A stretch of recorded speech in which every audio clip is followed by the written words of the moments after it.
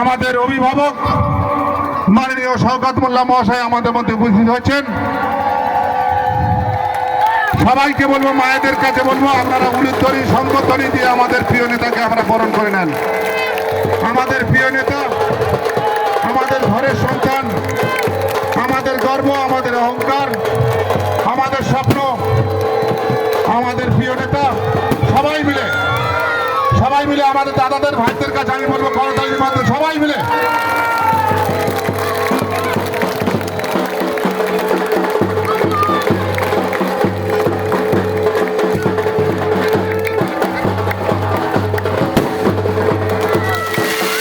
যে সমস্ত বয়োজ্যেষ্ঠ আমাদের গুরুজন আছে, আমাদের মুরব্বীরা আছে, আমাদের মায়েরা আছে, আমাদের প্রিয় নেতার জন্য আপনারা আশীর্বাদ করবেন, দোয়া করবেন।